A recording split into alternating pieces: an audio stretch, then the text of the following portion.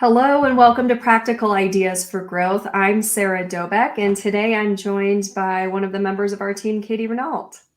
Hi, thanks for having me again. Awesome.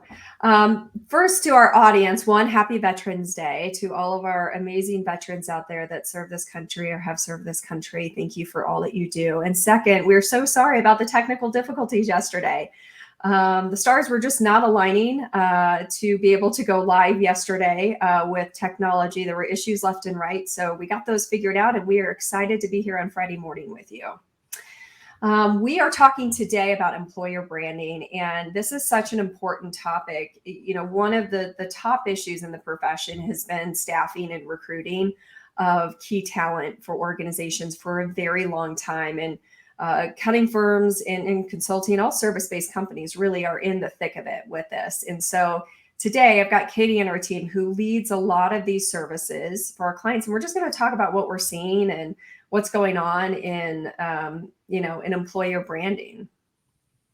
So Katie, let's start by talking about what, employer branding and how marketing is helping in that function, because there's a big integration between marketing and HR in this area. Yeah, I think this year we learned a really important lesson. We've been hearing it all year long. Firms are turning away work because they just don't have enough people. And I think we learned a really important lesson that marketing and recruiting, they go hand in hand. You can't really think about them independently. They support each other. And this year, that was a huge lesson learned. I think as we go into next year, as we have to put this into our plans and really think about, just like you think of your firm as a service provider and you need to have brand awareness to prospects, you also need brand awareness as an employer. And that's going to be so important as you go into 2023. Yeah, it is. And, one of the things I've said for over 20 years is that recruiting is sales at the end of the day. The skill sets that you need, a lot of firms, sometimes due to size and sometimes just for other reasons, right? Bootstrap it. And, the skill sets that you often need in an HR professional are different than you need in a recruiter, just like the skill sets you need in a marketer are different than the person that might be doing business development. Sometimes you can find the unicorns that can wear multiple hats and do those things. But at the end of the day, recruiting is sales, and that response time and the ability to move through that process with those candidates is critically important. Yeah, absolutely. And I think the problem's not going away. So we talked about it all year long, and it's not going away. So we need to definitely be talking about, okay, what are we going to do to address it in the upcoming year? Yeah. So Katie, you said that we learned a lot from this year, and talk about some of the challenges that firms were having in that recruiting, and what we need to sort of take from that as far as like what we do differently as we look to 2023. Yeah, I think what we saw was that, you need to have the plan in place. So what are some of the things that's working? Some of those things include, getting your employees involved. Your employees are your biggest ambassadors. They're your biggest cheerleaders. So how can you get them involved first and foremost? So whether that's empowering them, with training of, how do you interact with us on social media? How do you interact with our job postings? Share them, empowering your employees to interact with that content, and spotlighting them, their milestones, their spotlights. If they earn their CPA designation, they get married. Spotlight them as humans, because people connect with people, and you really want to spotlight them as humans. What else do they have going on? They're not just behind the scenes. Working and doing tax returns, and they have different things going on in their life, so spotlight that. What else is working?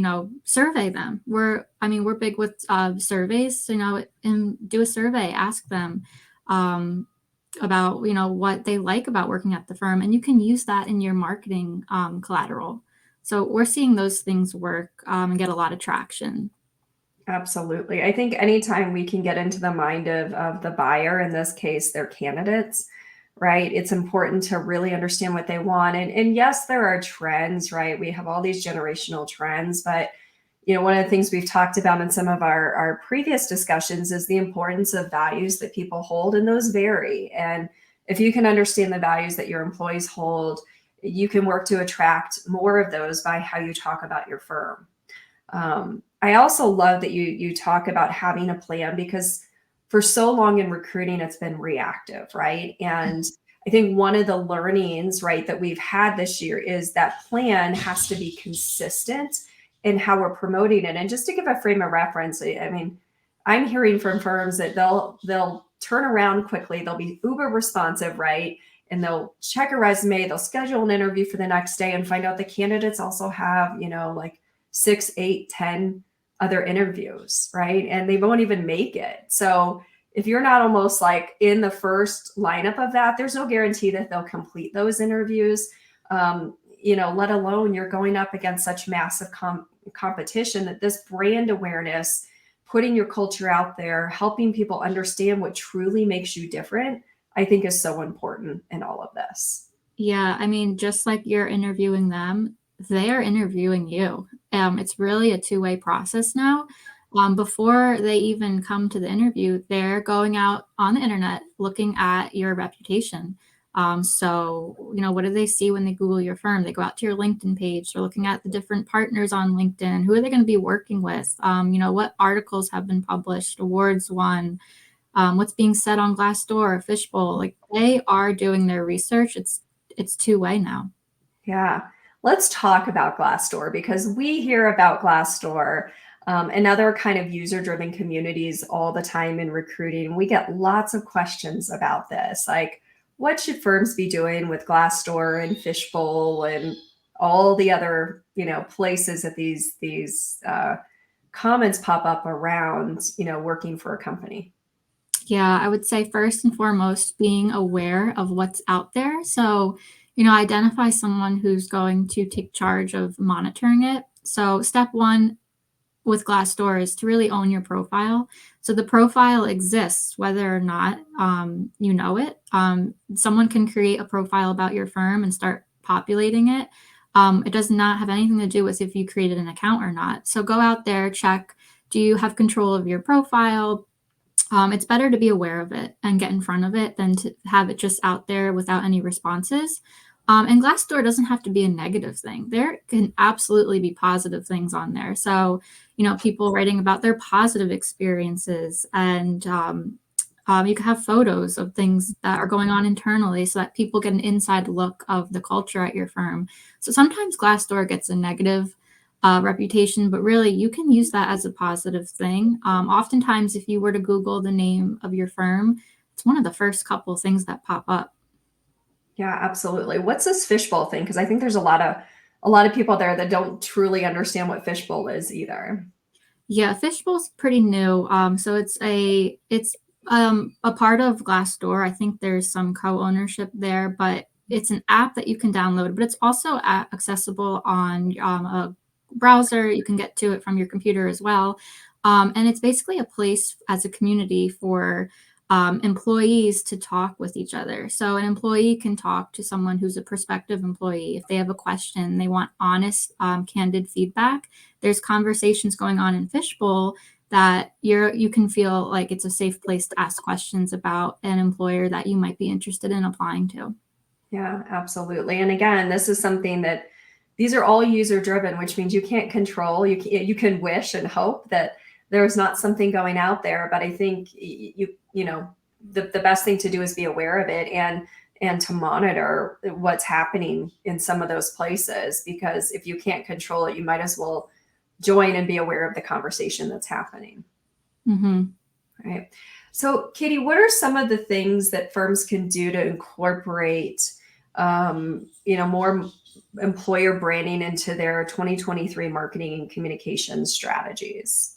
Yeah, I think they should start by, thinking about the content calendar for next year. All of this pre-work you should do now, because, you can't just wake up one day and say, "Oh, I want to care about my employer brand." It's really a commitment and it takes a lot of foundational work.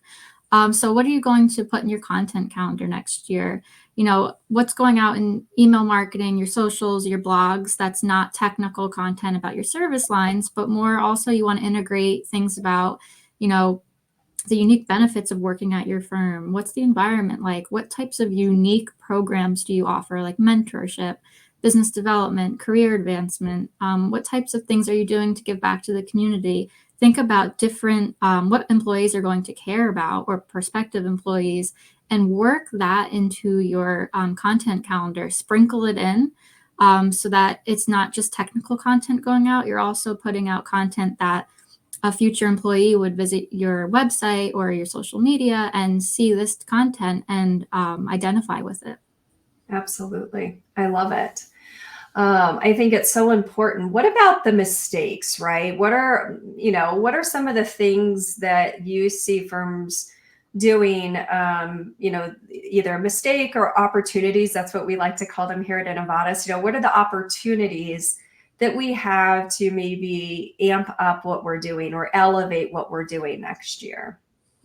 One of the biggest mistakes I see is, posting what worked 10 years ago isn't working today. So if you're just posting a job to a job board or just posting it to your website and waiting, that absolutely does not work anymore. You can't just sit back. You have to be proactive and throw that wider net. And, you have to try. It's trial and error. Just like marketing is trial and error, so is employer branding and recruiting. You have to be able and willing and open to try new things in today's marketplace. Yeah, absolutely. I love trying, a couple of the things like new ideas that we explore, right? Chatbots can be really beneficial here on the sales side. And I know we talk about that with firms, and it's sort of a catch-22. You got to have somebody that can be on there and be responsive. You don't have to be available 24/7. You don't need to staff it with a customer service department. There's ways that it can be, auto forwarded, but I know that the firms that are responding the quickest on new candidates and opportunities are the firms that are winning. And so, to me, if I'm that Gen Z person, right, who spends most of their time online, heck, I'm not even Gen Z, but I would still value that if I was applying for a job and had a couple of questions just to be able to ask a recruiter, kind of low entry, no obligation, right? That feels a lot more engaging to me. We've talked about video job descriptions in the past too. Really encouraging firms to put themselves out there and talk about what they're doing, and instead of just having it in writing. You need both, but really adds that personal element. And we still don't see a lot of firms really exploring some of that. Yeah. And, I would add to that, all of these ideas are great, but really step back first. And the ultimate first step is, do you have a strong culture in place? Because if you're going to promote and be out there and saying X, Y, and Z, and it's not true, it's going to come back, and, someone might come work at your firm and say, well, none of this is true, and leave just as quickly as they were to join. So I think that's absolutely step one, and make sure you have that strong culture in place. I love it. That's so accurate. And we sometimes forget that, or we sometimes forget to really be able to articulate our culture in a way that's unique.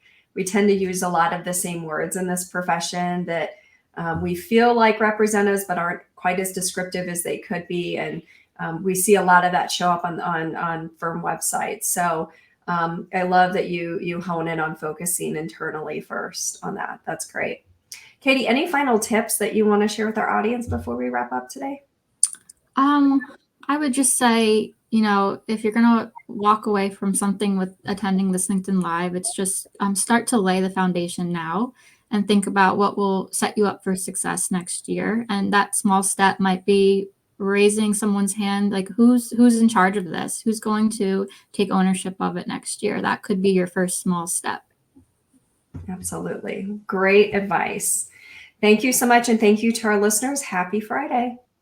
Thank you. Bye-bye.